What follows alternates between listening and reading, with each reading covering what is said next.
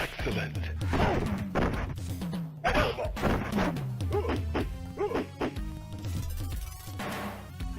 Excellent.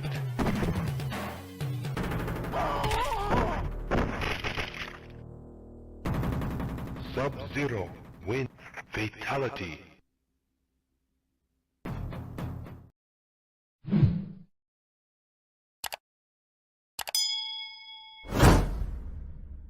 What is up, everyone?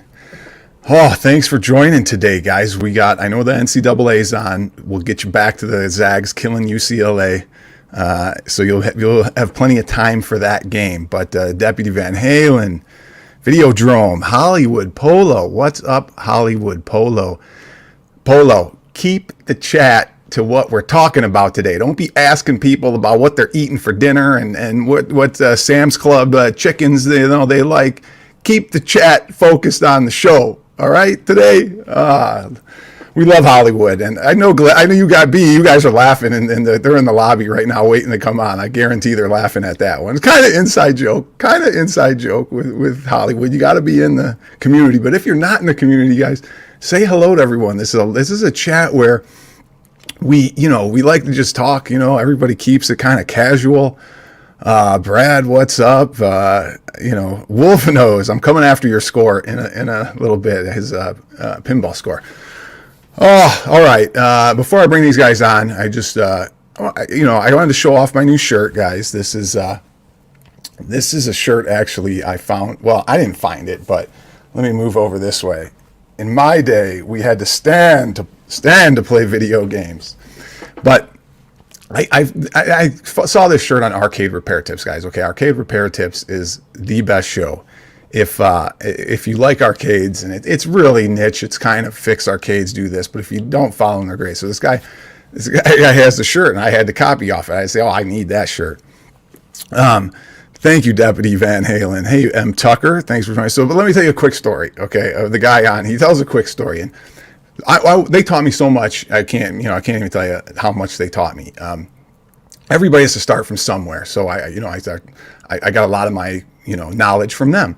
Now I did used to work when I was in college, my summers in an arcade as an arcade tech, but that's a story for that's a story for another time. We'll talk about that another time, when I was doing that. But the guy tells a story. He says, people, if you don't know, you just ask whatever you want. Ask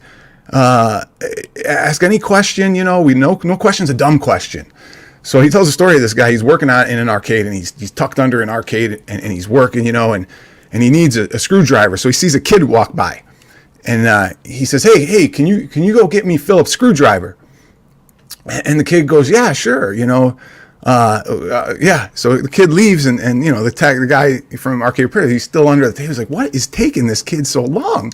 And it's like 10, 15 minutes go by. Finally, the kid comes back, and he goes, I'm sorry, mister. Nobody knows a Philip around here, so I can't help you out. So, I mean, that's the thing. If you don't know, you don't know. Don't feel like, you have to know everything. So, what's up, Bobby Broadway? So, guys, here's our guest. Let's bring him on. We're going to do Rapid Fire 5. If you haven't seen Rapid Fire, we do 5 topics. You're going to like it. But we got a couple topics to talk about first. One of them is Arcade 1-Up. And listen, this is a critical channel for people who are new watching. I'm critical, okay? If you want something easy and smooth, you go watch HSN or something, turn on the channel and listen to the guy go, "Oh, these things are so awesome. I love playing Galaga on this thing. It's great." Go turn on HSN if you don't want to hear anything bad about 1-Up, okay? Now, we'll talk about the good too, so just relax, okay? Oh, all right. Adam, thanks for joining, facilitator. Here we go. Let's bring on our first guest, Glens Retro Show. Glenn, how you doing? Well, hold on, man. I'm just turning on HSN. I want to see what they're playing over here. You know that. You turn them on, the guys are like, oh, these things, they sell the things. Nothing wrong with that. I love when they talk about it too, because they don't know the names, they don't know any of the characters. Like, This is you move the guy around and it's just great. Yeah, you're right. Yeah. Oh. Let's play some Moppy. What's Moppy? Oh, they got this new game. That's Mappy. Oh, okay. Oh, what up, RB? What up? Okay, let's bring on our next guest. Kong's our Osby. Kong, what's up, man? What's going on, guys? I gotta represent at least something before we get killed. So my alma mater UCLA distracted me for a little bit, but it's all right. We're in it. We're in it to win it. You're in it to win it. Yeah. So I gotta tell us your new film on HBO Max right now anyway. Yeah, Godzilla vs Kong. I saw it twice already. I'm enjoying it. Good film. I haven't watched it yet. I know people have been saying it's really awesome, but obviously I have Kong in my corner, so I need to get to it. So don't ruin it. It's not going to be like some high brain activity type of movie. It's a man's just beat each other to senseless, hour and 45 minutes. But I enjoyed it. I thought it was great. All right, we'll take your critique on it and we'll watch it. Okay, don't ruin it for the rest of us. No Kathleen Kennedy's involved in this picture. So. Okay, right. No Kathleen Kennedy's. But so B, I got to tell a quick story before we get started. Remember, I'm watching your stream that one time, and Glenn is on your stream as a guest, and Glenn always likes to come on with his voice synthesizer. Hello, everyone. And so Glenn keeps talking the whole show with it in the beginning, and I had to type in there, "Hey, Glenn, turn your damn synthesizer off." And B's like, "Man, thank you." I thought he knew. I thought it was just what happens when Glenn comes on shows, that he has to use the synth Glenn version of it. So I appreciate it, Rex. I didn't mean to do that, and I'm like, I had no idea. Other things, like couldn't turn it off. He's like, "Oh, it's still on." He's like, "Oh, it's still on. I didn't even know." And I'm like, "Turn the damn thing off, Glenn." So they call him T Glenn instead of T Pain. So yep. Gotta work. All right, guys. So before we get into Arcade 1-Up and the legacy and all that stuff, I got a clip I got to show. I got a story and a clip. I'll share the clip first, and then make sure I don't forget to tell the story about my friend who was in Pawn Stars. Okay, I'm going to tell that after. But guys, and people in chat, I don't know if you guys saw this Pawn Stars, but a guy wanted to sell his Donkey Kong, right? And they go to this house, and I'll show the video clip, and I'll kind of stop it at points that I think where I need to chat in. But let me add this, and everybody take a look at it. Shop, somebody had a old vintage Donkey Kong arcade game. It's a video game. Chum's my sidekick. Might as well bring him with me. Come on in. This is my weird media room, and this is Donkey Kong, but as you can see it. Oh, wow. And just the history of the game itself. Before his name was Super Mario, before he was a plumber, his name was Jumpman, and that was his pet gorilla. That was his girlfriend. Yeah. And then one day, the gorilla got pissed off. Okay. Snapped his girlfriend, and I guess started throwing barrels at him. He had to jump over the barrels and climb the ladders to get up to Saber. Okay, great. So he did his research, right? He did his research before. And he still could have mentioned about Popeye or something a little bit more original, but okay. These guys don't know what they're talking about, but let's let it go. and look at Zero Hero. That's kind of wrong here. His pet gorilla and this and that. I don't remember the whole story either, but okay. Let's go on though. Okay. Well, let me ask Glenn. Do you watch Pawn Stars? Not in years. I used to watch it a long time ago. Kong, do you watch it? Yeah, a while back, but yeah, like Glenn, it's been a minute. Yeah, it's getting a little stale, right? I mean, So, but did you see this one? Did either of you see this one? No. I haven't probably watched it in 5 years. Okay. Are we going to do the prices right? No, we're not. But let me finish the video because it gets better. Influential games ever. He says most influential games ever. At least he got that right. You know you're supposed to jump, right? No idea that you had to jump, Joe. Okay, so remember that button there, okay? Just remember that.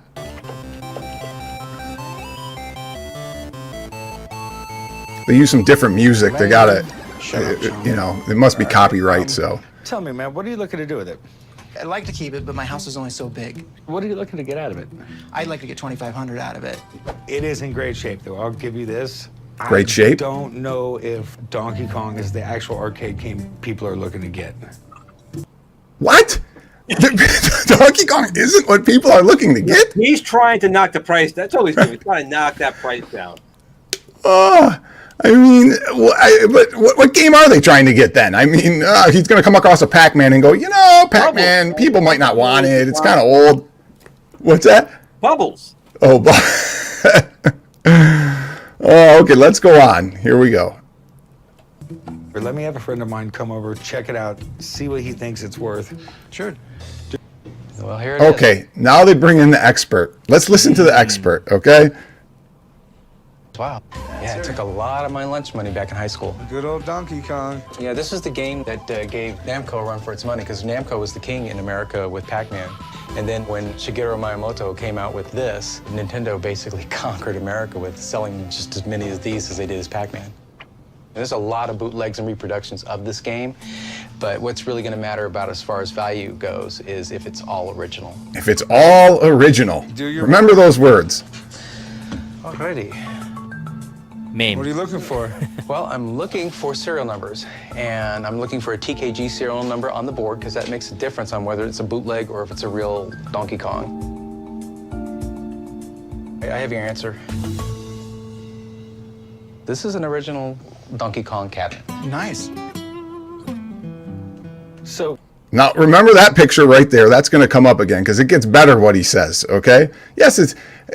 Okay, let me finish first before I comment. Okay, because it's original, and the board's original, it's got original monitor and original joystick, and they are sought after in original condition. Okay, let me go back. He just said original. Did any of you guys hear that original joystick part? Yeah, it's not an original joystick. Does that look like an original joystick? Did they come with these bolts and washers through the control panel? Edition from Mortal Kombat with the hat. So, I mean, how does this guy know what he's even talking about if he says that's an original joystick from a Donkey Kong? That's a Pac-Man joystick right there. I mean, come on. I'm going, what? They are sought after in original condition. Get ready. Somewhere between $600 to $800. That's it? What you're looking for. No. They made a lot of these. It's not rare. Okay, it's not rare, but hey man, go ahead and go find a working one around the corner. Just walk to somebody's house and see how many people have one of those. So he says $600 to $800, and I'm going, well, first of all, you don't know what the hell you're talking about. Even the messed up joystick and then the control panel messed up, it's worth more than that. Yeah, I mean, the board's almost, and he says, oh, it's original CRT, it's got all this stuff. So, I'm like, I know these things are worth a ton more because I watched all the auctions, and so I brought up a couple pictures of auctions, but, here's the other thing that kind of irritated me about the guy. Maybe he did it, maybe they didn't, but did he even go to the back of it and look at the back and see if there was a serial tag on it, see what was on it? He goes, well, the board says it's a TKG, so it's a real Nintendo cabinet. Great. I hope that guy comes and looks at mine that I just used the template and cut it out and built a Nintendo so he can go, yep, it's all original cab because it has a TKG board in it. The board doesn't make it original. Now, Nintendo cabs are a little bit different because they're so unique that most people don't replicate them. But the point is you want to know if it's, somebody just rebuilt the whole thing or so. But looking at prices. Well, I mean, what what do you think a working Donkey Kong should go for? And I'm not saying even at auction, but I'm saying how wrong was this guy? Yeah, I mean, absolutely. Thinking, especially an original condition one, at least over $1,000. I mean, you think four figures at the very least in that condition for the board. And my reference are the recent auctions that I've seen because I follow the Captain's Auctions warehouse and I've seen types of similar cabs go. And in that condition, I'd see it fetch maybe 15 or more at the very least minimum. Yep. What do you think, Glenn? I would have said just because of the joystick, $1,200, and that still might be a little bit on the low side. Just because it's very clean. I mean, it's pretty burning in that monitor. If that's an original monitor, 1,500. Pretty bright too. I guessed right. Yeah. The joystick is everything, Glenn, right? I mean, Especially with that game. Yeah, I mean, here's the thing is when you start adding, and this is just at auction. This is one of the auction ones, closed at $1,500. Looks in pretty good shape. You never know. But, that you got to pay the fee of the thing, which is like 18%, and it gets a little more costly. Then you got to pick it up, But yeah, I mean, there's so many things involved when you try and, buy an arcade and price it, what it's worth. I mean, I was ready to get on and say, hey, show me, where does this guy live? I'm headed over to his house now. I'll give him $800 for it, So yeah, $1,300 is a good price, What would you want to bet if they did buy for that? It would go for $1,500 to $2,000 in their shop. Yeah. Absolutely. Okay, let me remove this screen. Okay, guys. So, wait, are you telling me that Pawn Stars isn't real then? Let me get to my story. Let me get to my story. Do you guys want to hear the story? I almost forgot to tell the story. Okay, so my buddies come into Vegas. My one buddy goes to Pawn Stars all the time, so he goes with another buddy of mine. And I don't go. I'm not going, man. It's right, So he goes. He pulls up in the parking lot. My other friend and they approach him in the parking lot. And they're like, hey, you want to be on the show? And he's like, I didn't bring anything. How am I going to be on the show? Okay. And I'm not going to use any names. I'm not going to tell what he showed or what he really showed or what happened. But let's just say they gave him a book and said, here, go take this book. Go say, here's the title of the book. Go in, tell them your grandma gave you this book and start, haggling with them and see what they think it's worth. And so he had to sign an NDA and go through all that, and so he doesn't really say anything about it. But I mean, I don't know, Glenn, does that surprise you?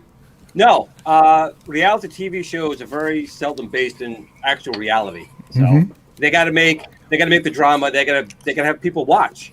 So it doesn't surprise me at all. Yeah. B, did I ruin the show for you? Just threw off that fourth wall right now, and I don't know if it'll ever be the same going back to gold and silver shop. Is that what it's called? Isn't it? The Pawn Stars, man. Pawn Stars, yeah. The only shows that are based in reality is your show, my show, and Rex's show. That's it. Yes. Everything else. Yes. 100%. Yes. That's where we keep it real. Yes. Okay. Third floor, Jason, thanks for joining. Okay, guys, let's talk what everybody wants to talk about. Let's talk about the legacy. Okay. I guess I want to get your guys' thoughts.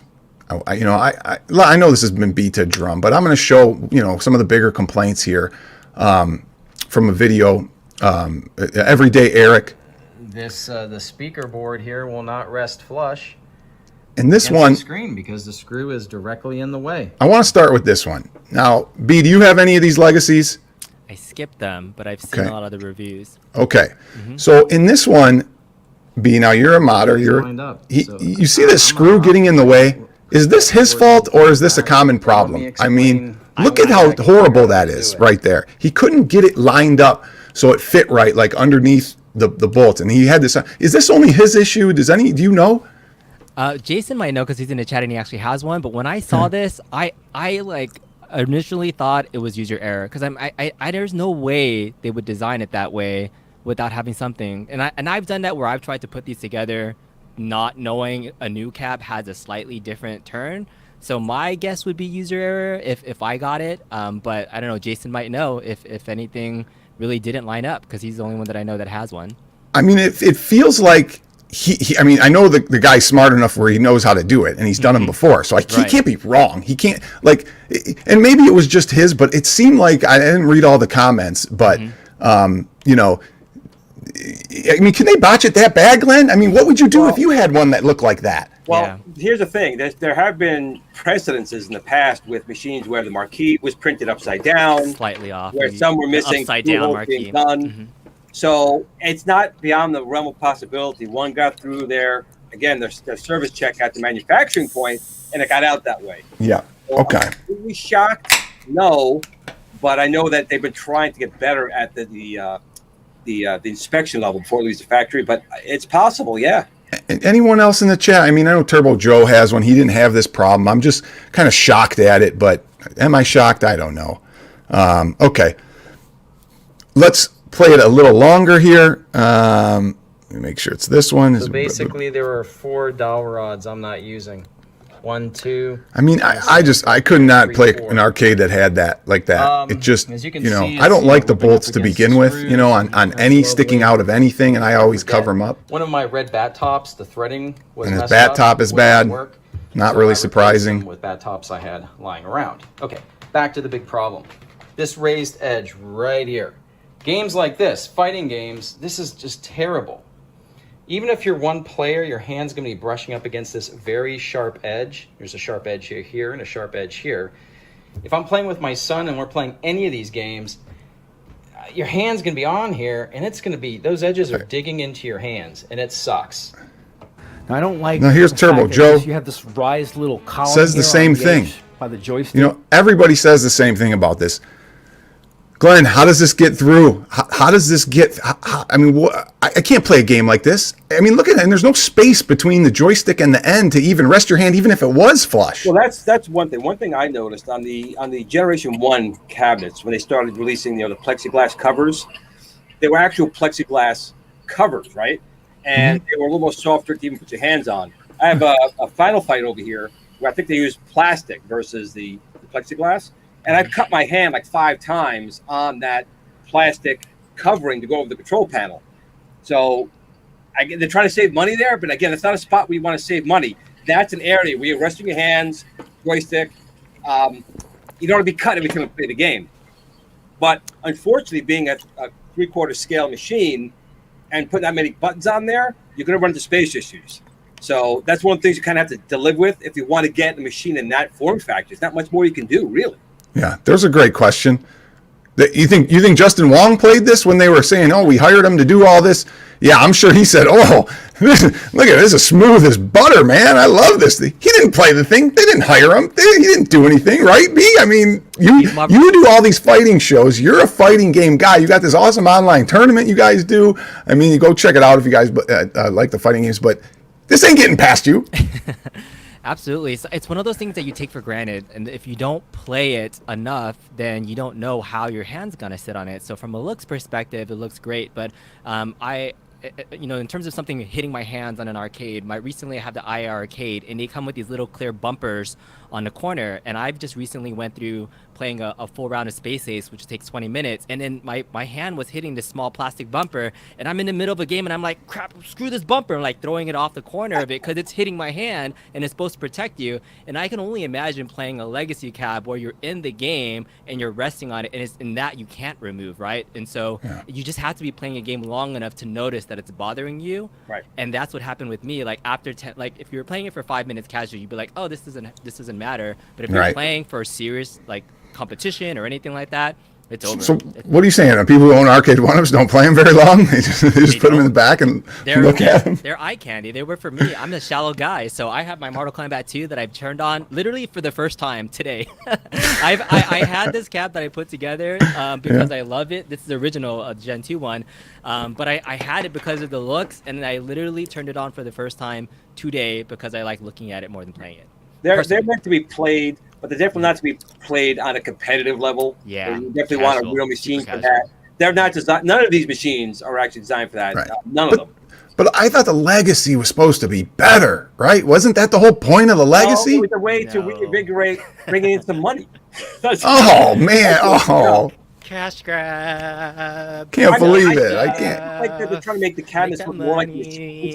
I do. Like that. I still like Tempest machine. I'm in love with that Tempest machine. Yes. That's a beautiful cab. But they're never really going to be the real thing. Okay. Let's talk about the Tempest. What can go wrong with the Tempest? Because nobody thought anything was going to be wrong with these, and look what happened. True, but even still, when they're doing these, they still are not.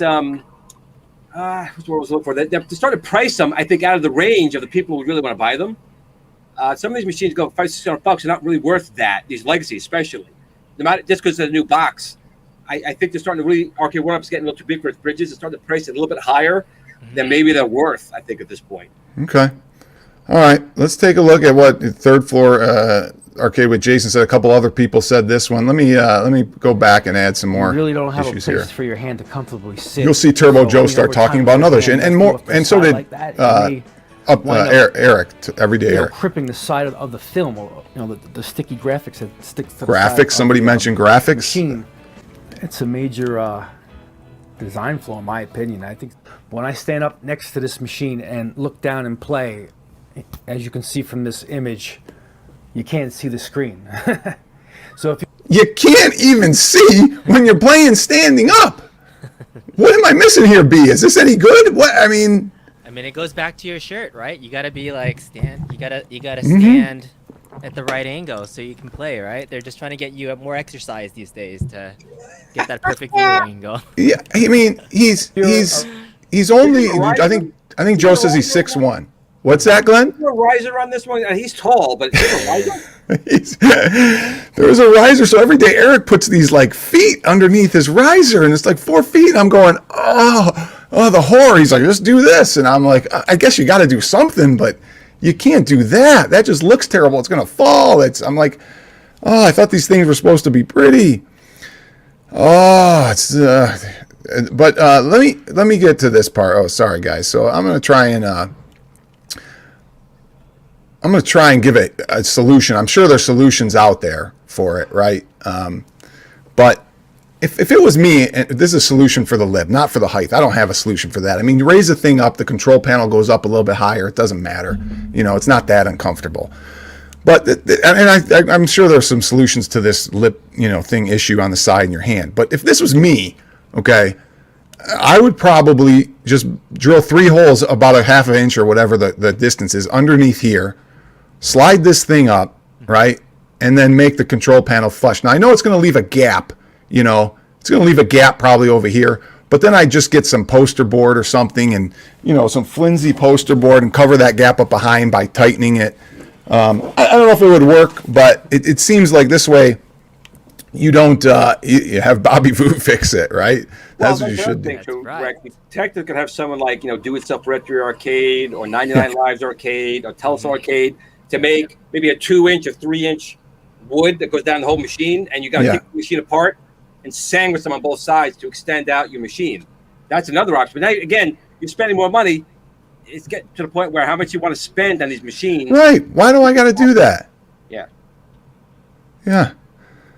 And somebody's probably saying, well, Rex, I don't want to put poster board in my arcade 1-up and show a little bit. The whole thing's made of poster board, so don't give me that crap. I mean, they're eye candy, Rex. I mean, I know. You kind of look at it; it looks pretty, but it's there for that centerpiece, please. Anybody that's a serious player is playing it with their Samuel joysticks on a fight stick, on some other emulator or things. Right. But it's gonna be great. It looks great next to that fern that Jason always has his pictures on. Like, that's what it's there for. Yeah. This way too. Start making them wider. People like Michael B, the Game Genie, will have less room for the machines in his room. You got to think about that. Yeah. I've only owned arcade 1-ups during this pandemic, so I've not had a real full-size adult besides Mrs. Kongzores play with me, and she's tinier. But even my 9-year-old son has been playing games with me, especially on my Marvel vs. Capcom, and like when he plays, he's elbowing me. So like to your point, Rex, like you have to play at that angle. Even with my 9-year-old, and so Legacy Caps will definitely hit up against that. It's problematic, and that was always one thing, was the width of the thing. And there's no way around it when you make a 3/4 scale arcade. But the two players side by side, I could just see me playing. I'd punch him in the arm and be like, "Stop elbowing me!" Keep your elbow. It just drive me nuts. So I don't know. All right, gentlemen. What else? What am I forgetting here? I don't know. Hopefully nothing. Any last comments on the Legacy? I mean, Glenn, I do want to talk about, the Atari, whatever's next. What's going wrong? I mean, come on. Something's got to go wrong with it. What can they mess up? Well, which one? We talk about the Tempest? Talk about the Pong? The Tempest. The Tempest. Well, it doesn't have GRS parts in it, right? Well, that's one thing. That would be kind of cool if they did that. But I do know they made their newer spinner, which hopefully I'm pretty sure they're using it in this one. They're using that clicker. And that spinner is actually not too bad. It's a little too free spinning, though. I mean, now you can spin it and it come back in an hour. It's still spinning. In Tempest, games like that are not designed to spin that long. Because now you're taking the effect the complete other way. You want to be able to rotate it, have some weight, but not have it spin for like a week. So that's one thing I personally am thinking of, that it may be too free-flowing for the game. But we'll have to wait and see. But the shape looks really, really good. And I don't know. It's still sexy to me. Yeah. Here's what they already messed up, that the screen's going to be horizontal. We know that. Terrible idea. But for a Tempest machine, making it horizontal out of the gate for that machine is a big mistake. Yeah. All right. Let's move on to Rapid Fire 5, guys. If you haven't seen the rapid fire episode, this is where I got 5 topics here. One is non-gaming related. Here's the topics for today, guys. Number 1, pick me a winner. Number 2, I declare a thumbnail war. Number 3, Pinchase what? Number 4, nothing lasts forever. And number 5, gut you like a fish. And for people who are new, I'm going to start with B Kong. I'm going to have him pick one. I'm going to tell him what the topic's about. He can talk for 3 minutes. The timer is 3 minutes. He can talk for 1 minute, 2 minutes, whatever. We're going to spend about 3 minutes on the topic. We look to hear your guys' comments as well. So, B, one of these topics, nothing to do with arcades, just random topic. But go ahead. We'll start with you. Pick one. I love this. First off, thanks for the invite to the show. These are always fun. I know it takes a lot of work to put this together, and I'm just reading these like, what the? I have no idea. So I'm gonna start with the one that stuck out to me the most. Is I declare thumbnail war. Yeah. Okay. This is actually a little different. Okay. This is something a little different I came up with, and I thought I'd save it for this part here. But when you watch YouTube. And I'll start the timer in a second here because this one's good. I want to spend some time on it. You watch YouTube, everybody looks at the thumbnails, and there's so much. I'm so sick of seeing the same crap over and over and over again. Okay, so what I did is I said, well, what would interest you? I mean, what kind of if you saw this thumbnail, would you click on it? Is this something that if I did, would you watch it? So the question is, would you watch it and then comment on it? Okay, so let me try and start with the first one. So let's see here. If you saw this, and let's just assume I did it. Okay, I almost died discharging my CRT thumbnail. B, would you watch this? What do you think? It looks like it has shock value. So yeah, I might click on that for sure. Because you want to see me die, you sick bastard? Come on, what's wrong with you? It looks entertaining for sure. I mean, people are looking for that shock value of something, so it's catchy. It's got a good tagline. Okay, Glenn, I got a bunch of these, so we're going to spend 3 minutes. We're going to try and do a bunch of them. So, Glenn, you going to watch something like this? Of course, I'm going to watch something like that because I know a lot of people who did almost die trying to discharge the CRT wrong. Not speaking for myself here, though. All right, people in the chat. After this one, I'm gonna show the next one. I want to see a 1 if yes, a 2 or a 0 if no, you wouldn't watch. I know there's a slight lag, so this one will pass. Rex, America's Funniest Home Videos was built on people enjoying other people's pain. So yes. This is absolutely something that everybody would watch because you can live vicariously and laugh if you survive this. But then I guess it depends on how serious it is. But yeah, I would probably laugh. Okay, let's take a look at this lame-ass one. My favorite NES games of all time. B. Yeah. That's a lot of stuff in there and a lot of opinions that may not appeal to me personally. But maybe it's just the guy. I don't know. I hope, Paul, you're not talking about this one. My favorite NES games of all time, man. I'm so tired of these, right, Glenn? Am I not tired of these? Show me your... I personally thought the singer from Queen died. I think this is Turbo Joe here. He helped me with the thumbnails. I didn't want to ask my buddy Kemla for all. He helps me all the time. So, oh God, 0 for sure on this one. 0 for sure, Joe. That's 1 or 2, man. 1 is yes, you'd watch it. 2 is no, or 0 is no. I keep getting confused, but 0 and 1, 0 and 1. Yeah. Okay, let's go to the next one. Would you watch this thumbnail here if she was in it? Woohoo! There you go. All right, that Kong. She's my thumbnail queen, so any picture with her, she'll get some votes on. Yeah. You can always do that. We'll get to something a little bit like that in a little bit. Kongs, you didn't respond to my email. I said if I gave her part of my viewership, would you let her use my thumbnail in my videos? Yeah, anytime, Glenn. Anytime. Thank you. Okay, B, game hunting. What do you think of these? Everybody does these game huntings. Guys in the chat, do you want to see game hunting videos? Now, this one I just said game hunting gone wrong because I figure let's mix it up a little bit. You know, let's show something that, you know, goes wrong. Maybe the guy pulls a knife on you or something and robs you. You know, show me something like that. What do you think, B? Yeah, this shock value doesn't, like, you can't tell, right, if it's going to be good or bad with that, like, mask guy. Like, I'm not sure if I want to watch Criminal Activity, especially on my free time. What do you think of overall game hunting videos? If it's like a unique find, like if they say like what the hunt is for, and that's what I want to see, then that's what attract me to it. Like general game hunting for like, I'm just gonna go to this con and see what I find. No, I want to see you get your golden apple or whatever it is. Right. I want to see your passion about it. All right, our time is up, but we got some more. I have to show them more, so we gotta speed through these. But I got some more we got to get through. All right, how about this one? Glenn, we'll start with you because we're not getting top 10 overrated YouTube channels. You know what? I have to watch that because every time it comes up, I'm always on it. So I'm going to see where number 3 I am on this video. Oh, guys in the chat, come on. You would love to see somebody do this because there's some out there that I just go, what? Are you kidding me? This guy's got 100,000 subs? Right. What? And who's the judge? Who says they're overrated? The guy doing the video? It'd be me. I'm the guy doing the video. That's true. So that you get on the list. There you go. I don't have enough balls to do this one though, man. People will be coming at me. There's some people. 0. Come on, Steven. See, you'd love to see something like this. You got to do the overrated retro arcade channel. Top 10. Well, most of these might be. I don't know. All right, let's go to the next one. All right, so you guys know, you ever see these get to know gamer ones? You know, where people interview a gamer. You know. And Retro Rivals does them a lot, okay? And they're pretty good. I'm not going to say they're bad.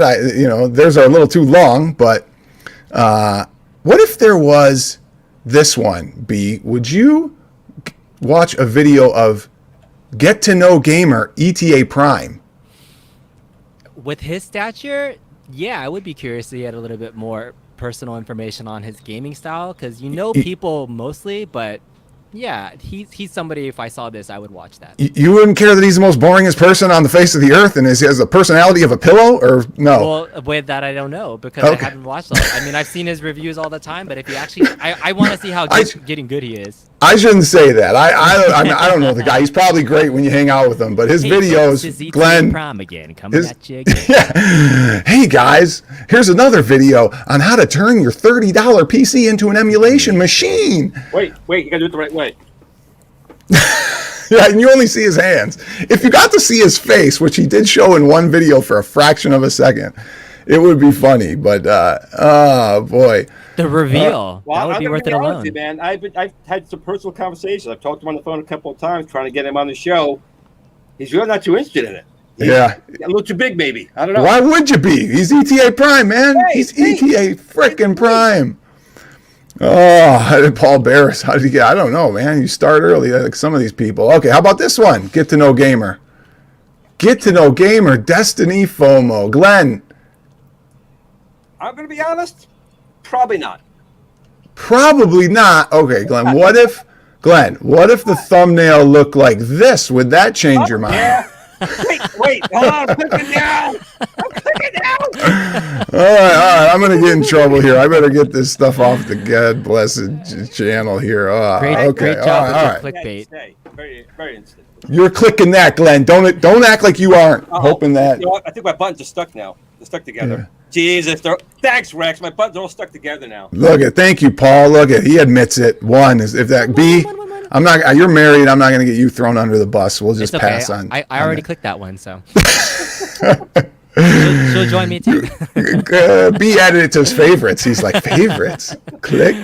Yes. Oh, that's terrible.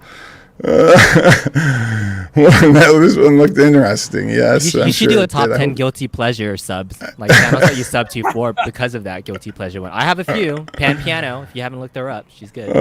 Oh, come on. No, I don't think my wife's watching. I don't think so at all. Hopefully not. I had the opportunity to get Destiny FOMO on the channel one time, but we couldn't make it work out. So wasn't your destiny. It was. It wasn't that. I'm losing track of the show here, guys. We're getting off the rails, but that was a fun topic. I was gonna. All right, Glenn. Let me bring you back here. We're gonna. What was that one? That was I declare a thumbnail war. We'll remove that one, and then we'll say, Glenn, go ahead. What do you think? Well, pick me a winner is like picking your nose, so I'm kind of interested in that one. But I'm going to go with Nothing Lasts Forever. Nothing Lasts Forever. Okay. I set the timer here. Nothing Lasts Forever. I keep thinking to myself, when will Arcade 1-Up run out of stuff? When will the well run dry?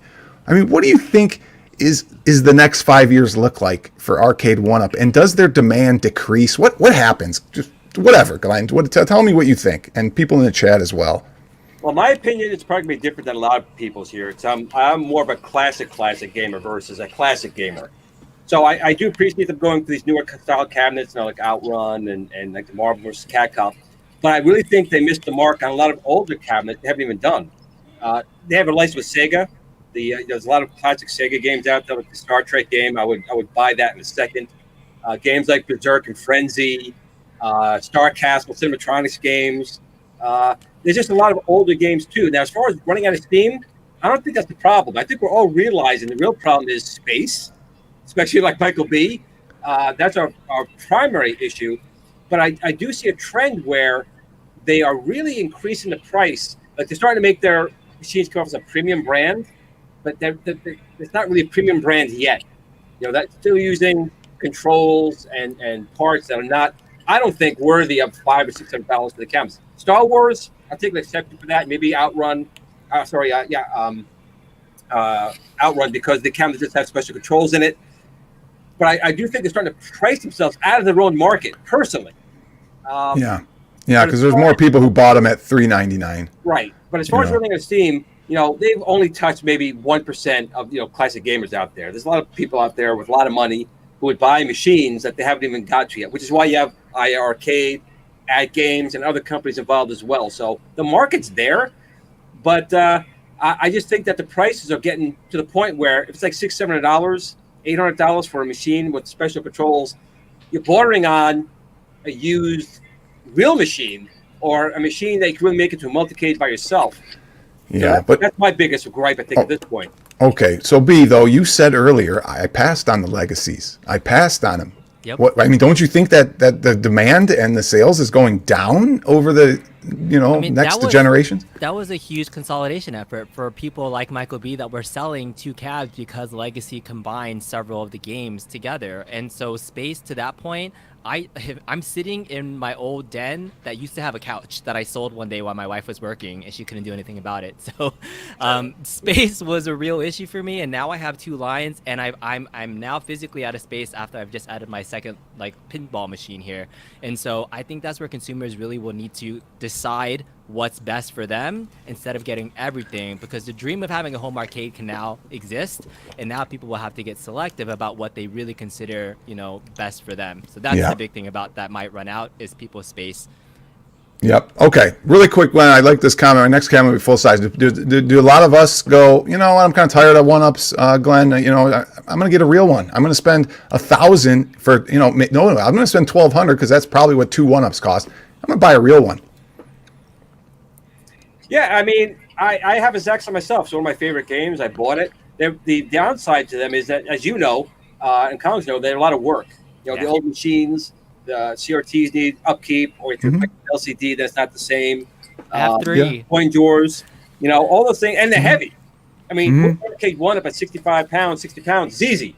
Try moving a $300 pound Zaxxon or a 4-player Marvel vs. Capcom or something like that. I have a full dual cockpit virtual on cab in my garage that I've. Do you really? I do. I got it on auction last year, and I've turned it on 3 times, but now it's taking up storage space. But I do. It takes up a lot of space, but it's gorgeous. Yeah. Okay. I would buy that in a second if I have no room. All right. Let's move on. We got to keep the show rolling. But Deputy, that is actually a remake of a that I did of a Mortal Kombat 2, but not for sale. And actually, I'm going to stream pretty soon on that. I'm gonna stream where I beat all 3 on there, 1, 2, and 3. So they beat off. What? No, Glenn, I do that in private. He's the master beater. I don't stream that.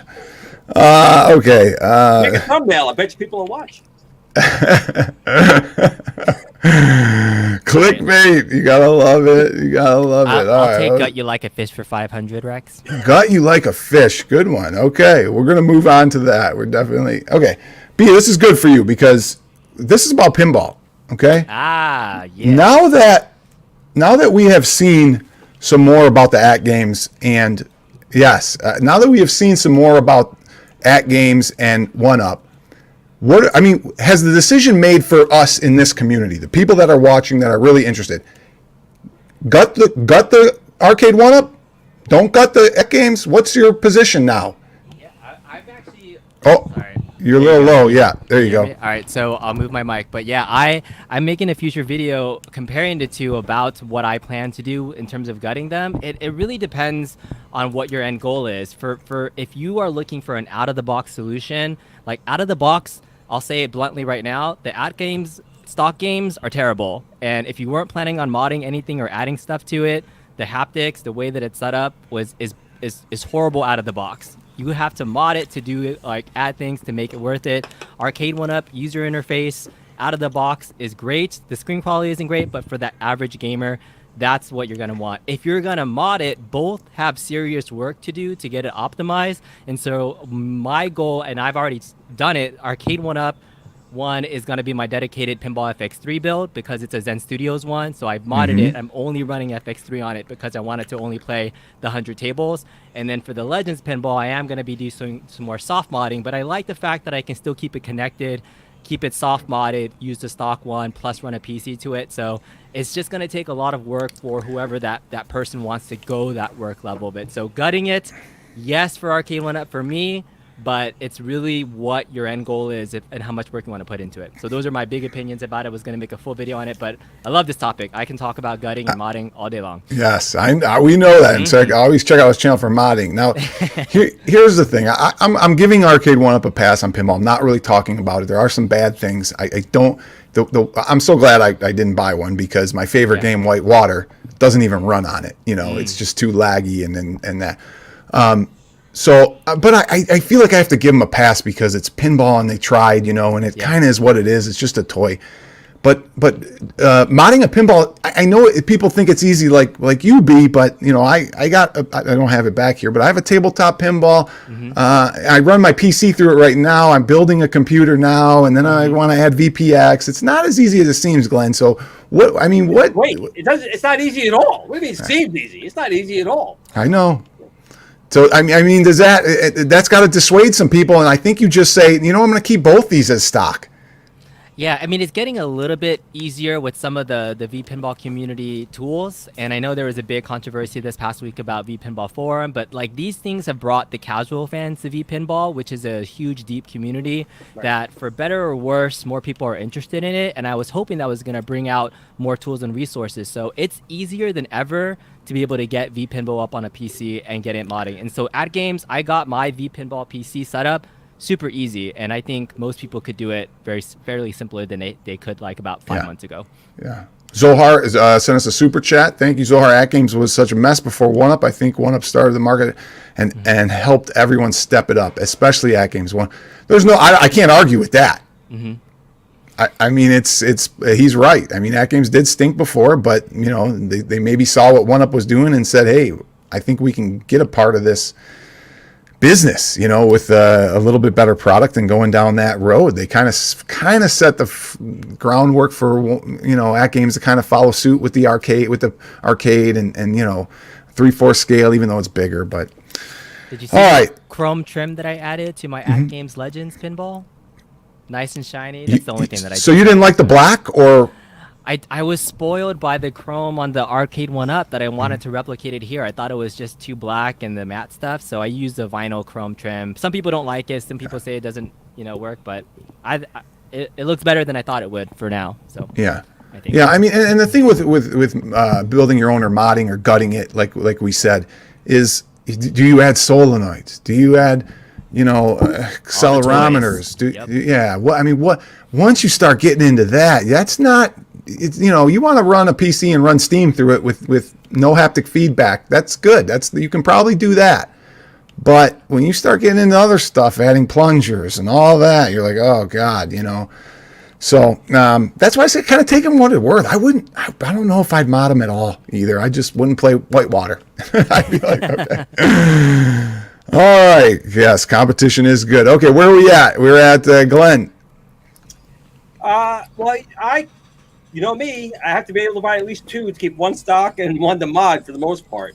But I don't have any of the pinball machines right now. Yeah. I have one little small one I built. It's about yay big. Then just a regular one I built. And Kong's right. It's gotten a little bit easier now, but 5-10 years ago when I was doing it, what a disaster. What a pain. Mm-hmm. And if you got it working, then there was an update, and you ran the update, it like broke everything. So, you know, it's gotten easier now, and they are fun. Although, seeing it in my live streams, you know, I still suck even at pinball. So it doesn't really matter. I'll say one last thing. It's either been, like you said, Rex, no toys and just a PC and a screen, or you can go full balls to the walls with solenoids and things. And so what I did with Arcade 1-Up was I think it's one of the first medium builds. I did 4 solenoids, I did the PC, and that was it. And it feels great for me. I didn't feel like I had to go balls to the walls for it. So that's the only thing that you would consider. There hasn't been a lot of medium builds out there. That's why it's so intimidating. And so I'm hoping to put out some content later on that does like just what I did, was very simple with the 4 solenoids. I still saw a live stream about it, but I mean, you can do a medium build if you wanted to. Yeah. And Hollywood asked me, you know, I saw this guy's video. I didn't follow.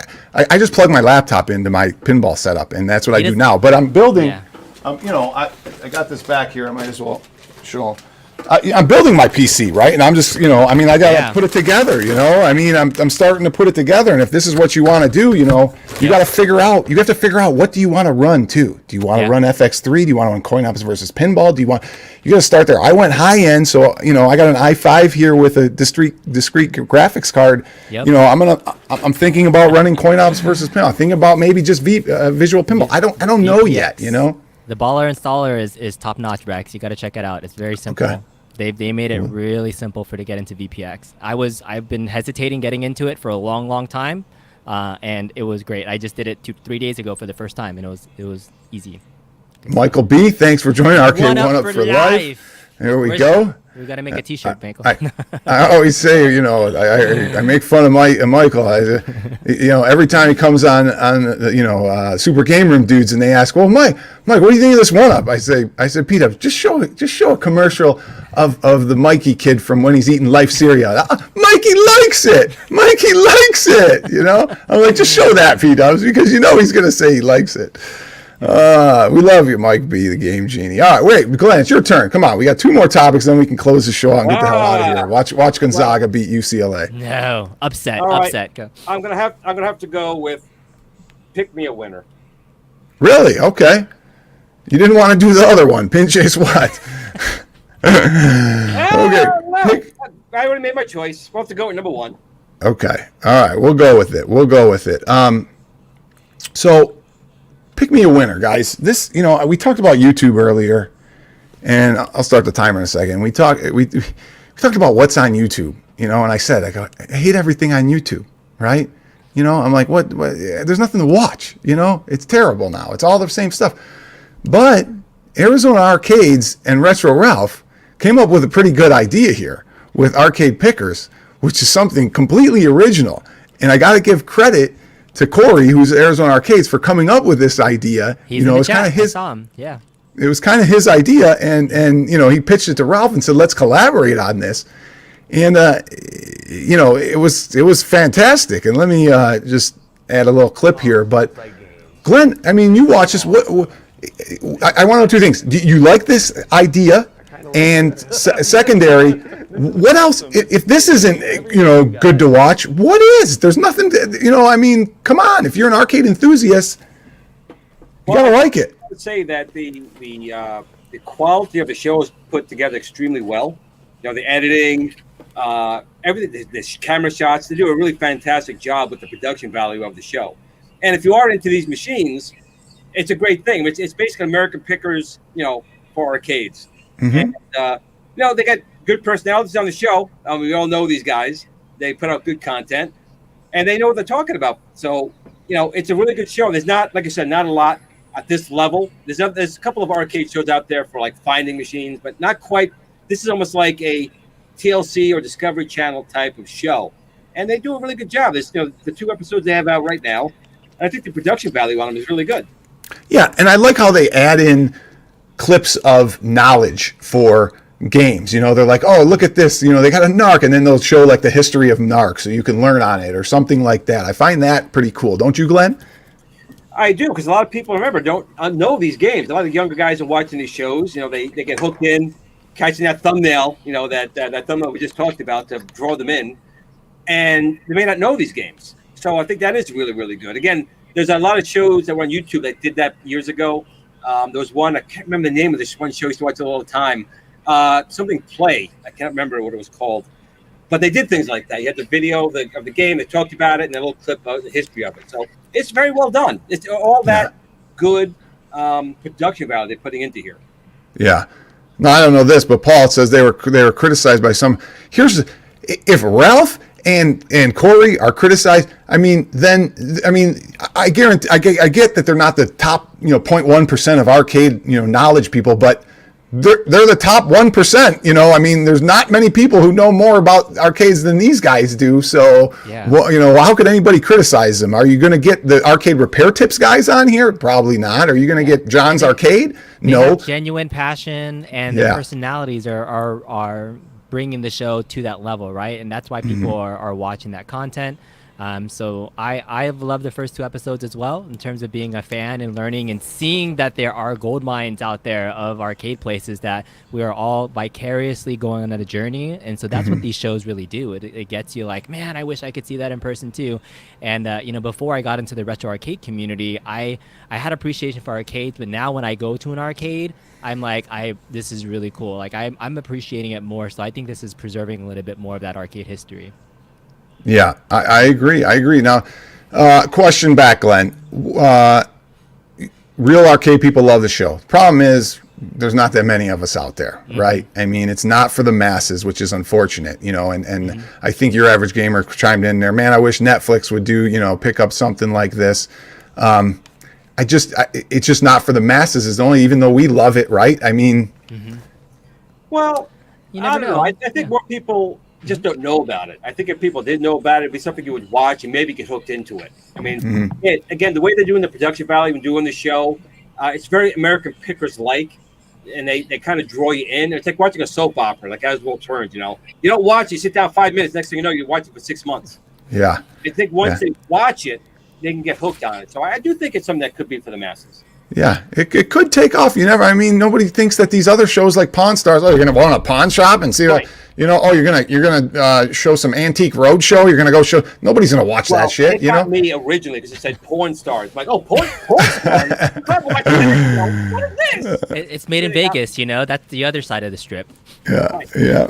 Any closing on that? Be really quickly. I want to get to this last topic. Rex, so 6 o'clock our time yesterday, you said there was nothing to watch. I was trying to watch 3 people at the same time. There was One Up Weekly, Super Game Room Dude, and Cool Toy streaming at the same time. I'm sure the retro arcade community was torn as I tried to literally put all 3 on, and I recorded 10 seconds of all of them talking about Cool Toy talking about his pinball, and this Super Game Room Dude's talking about flan, and then this Justin playing his guitar. I'm like, shit, what the hell do I watch? And then I'm like, screw that, I just watched Your Average Gamer's late night show because it's the only one that's on at 7 p.m. at night. So I thought that was really funny yesterday about everybody fighting for Friday night YouTube wars. That's when you wish, you're like, I wish there was Arcade Pickers episode 3 out. I'm like, man, I'd watch that. I'd tune into this instead of this crap. I got to watch another guy with his top 10 NES games. I love this one. And hey. Yeah.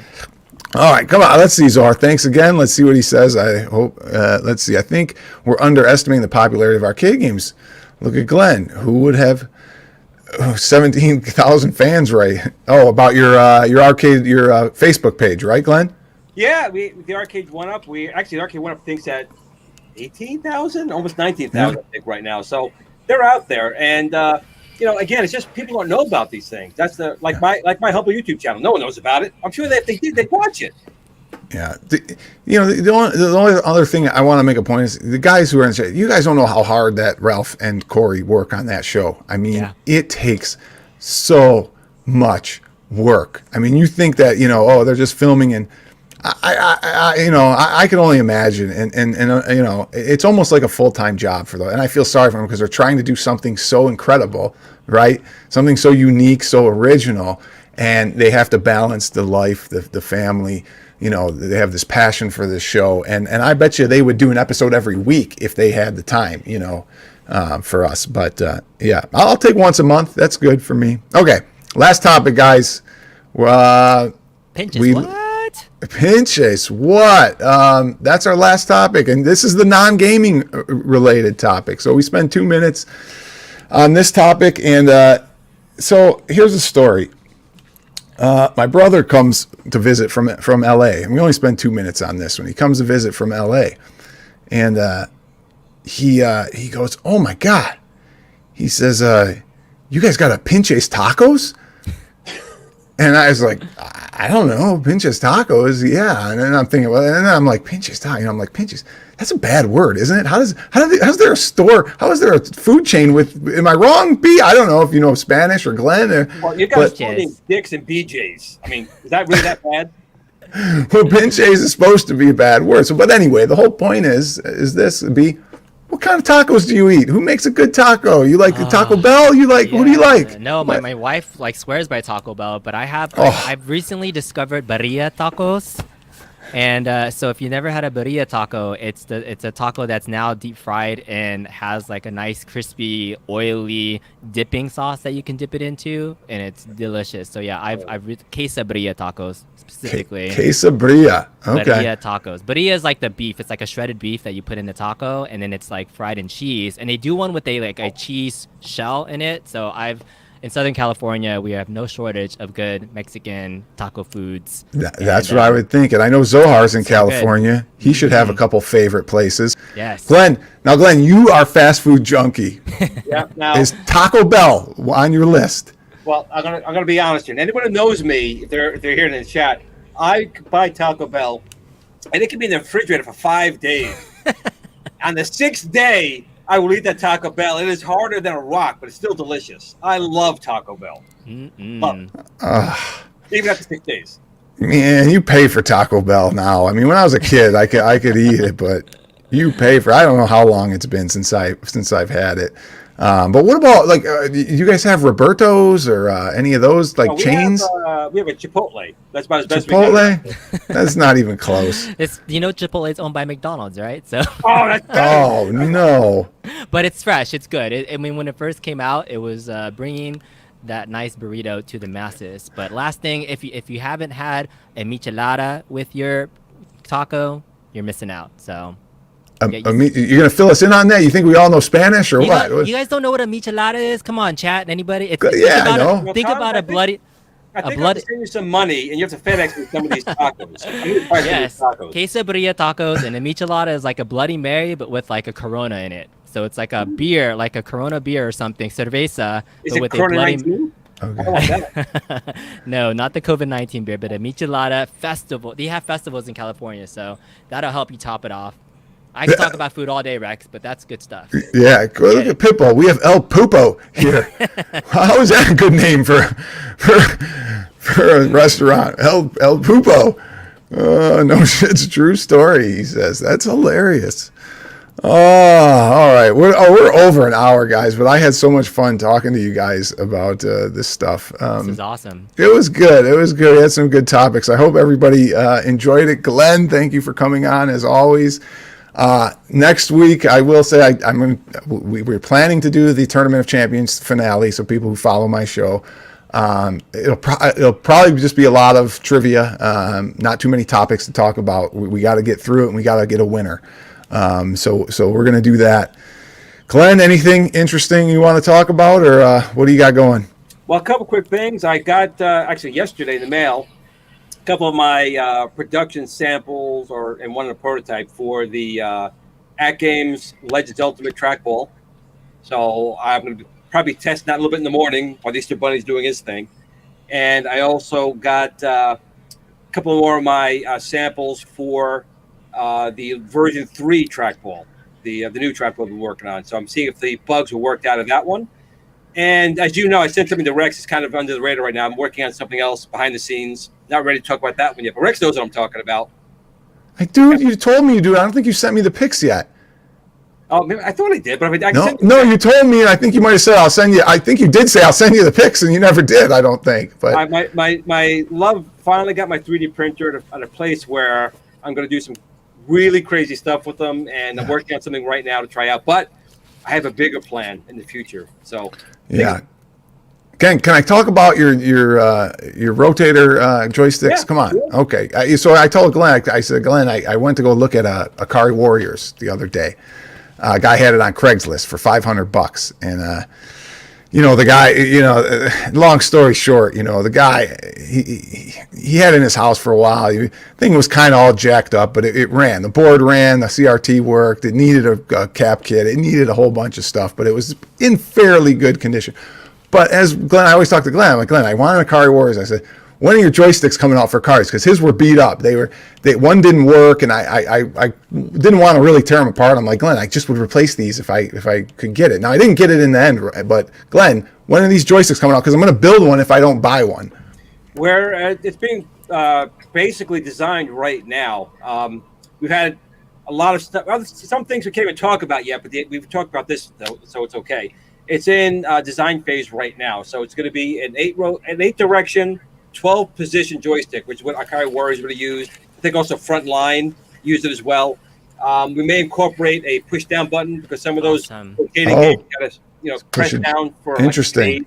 Yeah. So we're doing that. I'm trying to convince my partners that the Tron joystick, the analog version, we already had 2 prototypes made of the. I know Kong really wants that. So Tron analog. And we've been teaming up with someone else. I'm hoping I can tell you guys maybe in the next week or so. We're partnering up with somebody you guys may know already, but I don't want to make any other announcement, to really design some really crazy stuff for all our controllers.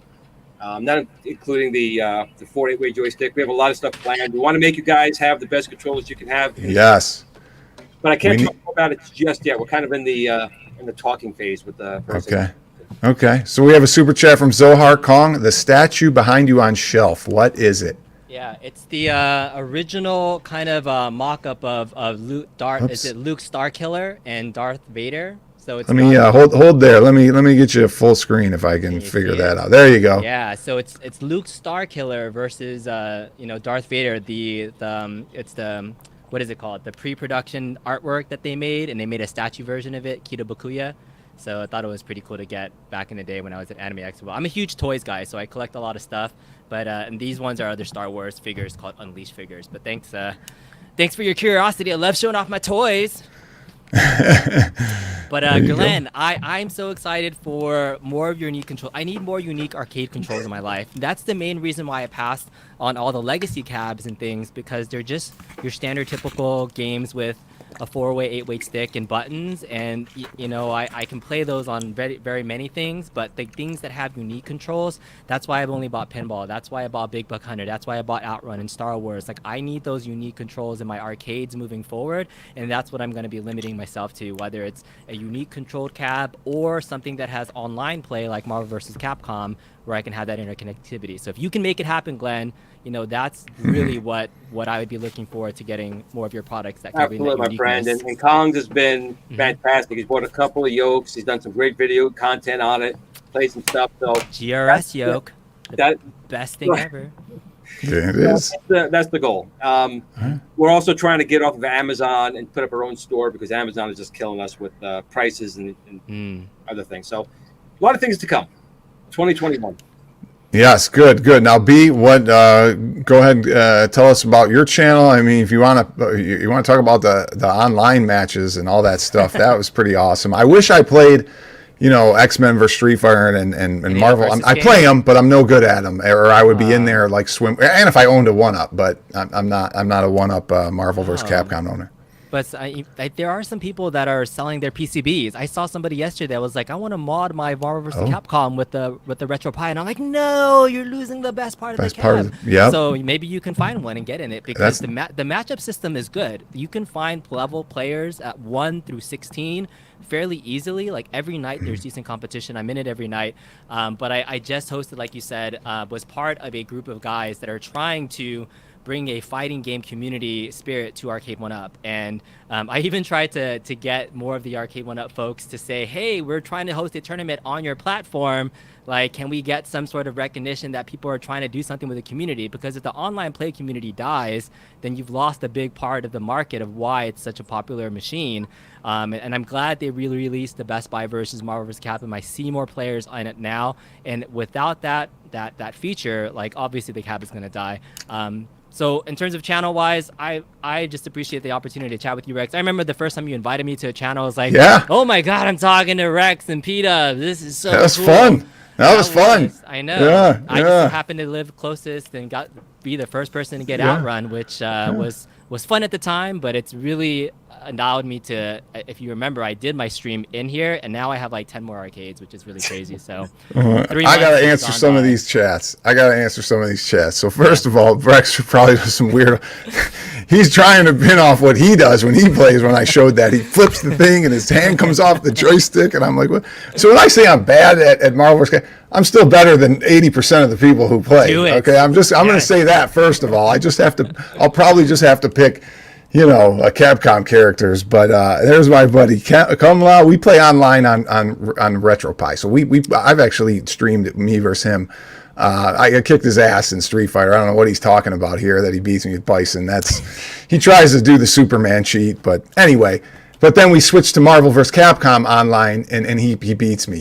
I don't know Marvel vs. Capcom or X-Men vs. Street Fighter, so he beats me. And then somebody else.